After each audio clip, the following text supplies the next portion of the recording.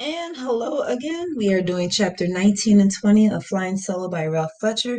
Chapter 19 and 20 are a little bit shorter, so just combining them just to make things easy. All right, so chapter 19, Enrichment, 1:10 p.m. Me and this light are going to fight. Good grief. Okay. Rachel stared out the window, looking past the field to the patch of woods beyond. She had heard that deer lived in those woods, and she liked this idea because deer were her favorite animals. A deer knew how to make itself invisible by using camouflage and silence. Deer made no bark, no whinny, no growl, no sound. They were mute. Or were they? Rachel wondered if silence might be something that deer chose. Maybe they had everybody fooled. Maybe they had invented their own secret language to communicate when nobody was around. A few large raindrops splattered against the windows. For a minute, she sat watching the rain.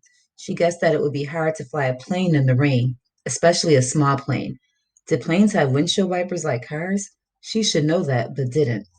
And landing in a rainstorm would be a lot trickier. The rain would cut down visibility. Rachel looked past Sean O'Day's face to the window where droplets were bouncing off the glass. The rain was starting to fall harder now. She thought of the silent deer getting wet in that patch of woods. Corey jumped up to close the windows. Hey, we've got to do enrichment, Jessica announced. Thank you, 5 points below genius, Tim said. Shut up, you troglodyte. Troglodyte. Goodness gracious. Shut up, you troglodyte, Rhonda shot back. What's that? Tim asked. Look it up, Rhonda told him smugly. Look it up, he mimicked. Enrichment was the program for gifted students. Early in the school year, Rachel had gone to enrichment too, but when she stopped speaking, Mr. Doblin dropped her from the program. I don't want to go to enrichment, Jessica groaned. I must go to enrichment, Christopher said. I must feed my brain. I am gifted. You've got a gifted belly, Tim said, nodding. Shush, Karen said. She looked at Jessica. You know, I really don't feel like going either. But we have to, Jessica said. Mr. Doblin will come after us if we don't. We're getting all the enrichment you can ask for right here, Karen asked. Let's skip it today. Skip it? Christopher asked. How are you going to manage that? Just watch, Karen said, going to the phone behind Mr. Fabiano's desk. She picked it up and dialed a number. Order me a pizza while you're at it, Tim suggested. Mr. Doblin? Karen asked. Hi, this is Karen Ballard in Mr. Fabiano's class. We were wondering if we could maybe miss enrichment today. Yes, sir. We're doing a project here in Mr. Fabiano's class, sort of like an independent study. Vicky giggled at that. No, sir. Mr. Fabiano is absent today, Karen said again. Pause. Yes, sir. Another pause. Karen smiled. Okay, I'll tell them. Thanks, Mr. Doblin. She hung up the phone. That was a close call, she said, grinning. For a second, I thought he wanted to talk to our sub. Anyway, it's all set. We're staying right here. Amen, said Jasmine. What about me? Sean asked. I gotta go to the resource room. I'm already late. Everyone turned to look at him. Does Mrs. Zametti really help you? Robert asked. I went to her last year. I think she's an alien. Seriously. She's nice, but she's from another galaxy. Fact, Christopher said. He looked at Sean. You really have to go? Sean shrugged and lowered his eyes. It was no secret that he was a poor reader. My dad showed me this trick, Robert told Sean, for remembering stuff after you read it. I can show you. It's pretty easy. So it's decided then, Karen said. You're staying. We need you right here. But what? Sean said. Don't worry, Karen said, getting out of her seat. I'll arrange everything. Karen picked up the phone again. No answer, she said, frowning. Just then the door opened and Mrs. Zametti herself walked into the room. Rachel sat up with a start. Come on, Sean, Mrs. Zametti urged from the doorway. She was the grandmotherly sort of teacher, short and plump, with a pair of thick bifocals around her neck. But, I gotta do some stuff here, Sean said. He looked confused. I'll have you back here in 30 minutes, maybe less, Mrs. Zametti said with a kind smile. You'll hardly know you were gone. Reluctantly, Sean stood. Rachel saw him hesitate by the rain drenched window, torn between going and trying to stay. She felt sorry for him, but there was nothing she or anyone else could do to help him. You are to be commended, Mrs. Zametti said, smiling at the kids in the classroom. I can't tell you how nice it is to see a class behaving itself. You can tell that to Mr. Fabiano. He's out today, Karen explained as Sean walked to the front of the room. She smiled. We have a substitute. She just ran to the bathroom. Well, please tell her that I said you're a wonderful class, Mrs. Ameti said. Mrs. Ameti and Sean left. For 2 full seconds, the class stayed silent as if holding in a collective breath. Then everyone cracked up.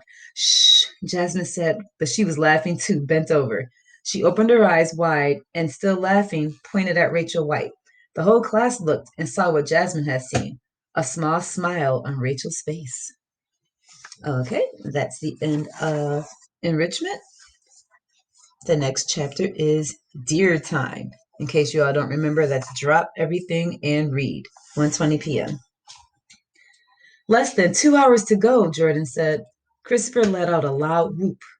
You do that again, we'll have 15 teachers coming through that door, Karen said, pointing. Is that what you want? Sorry, Christopher said, pouting and sucking his thumb. At that moment, Bastian and John burst into the room, both wet from the rain. Greetings, Earthlings, John announced with a formal bow. Take me to your leader. Give me a towel. Yo, John, Christopher cried. You finally made it. He stood and started to applaud. I thought you were sick today, Jessica said. Feeling much better, John said, bowing again.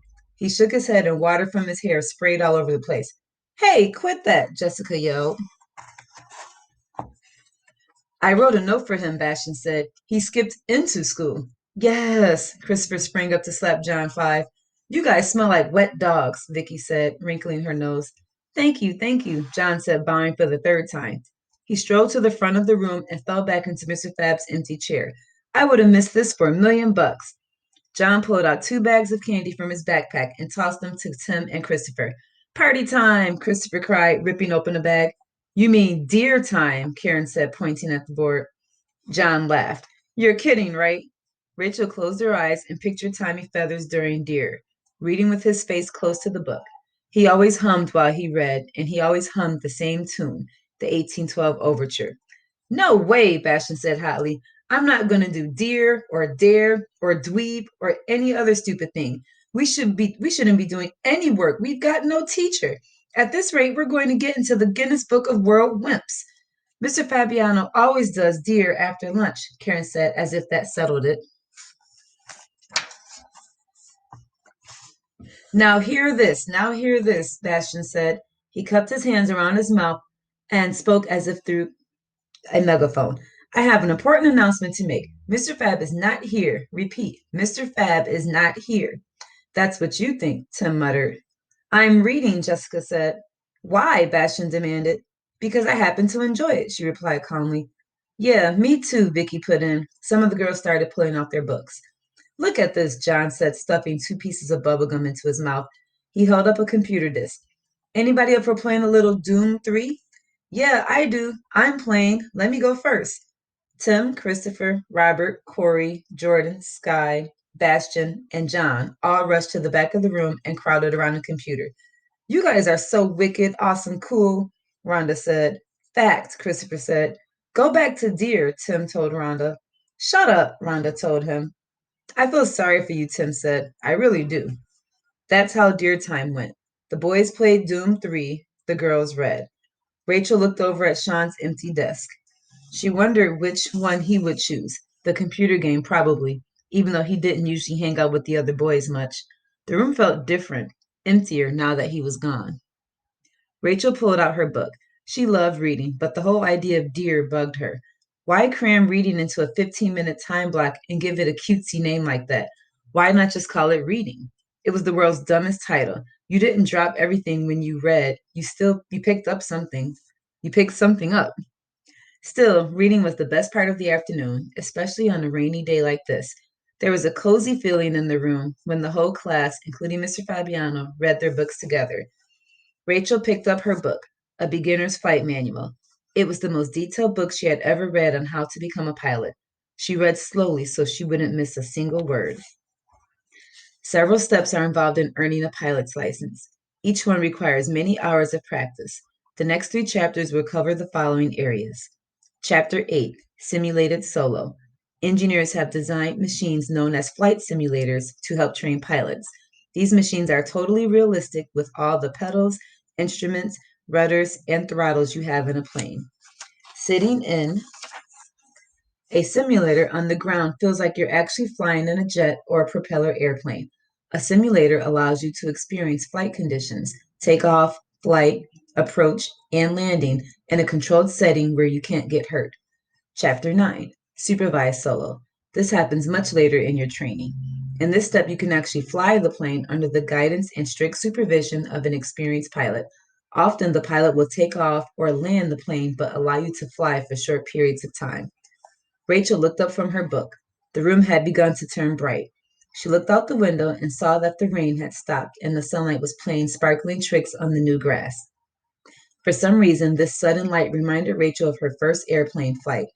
She was 10 years old, flying to visit her father in New Mexico. The plane left in a heavy rainstorm, rose through thick clouds, and then burst through into the purest sunlight, the bluest skies Rachel had ever seen. Chapter 10, Solo Flight. This is the ultimate goal, to fly on your own. And that's the end of that chapter.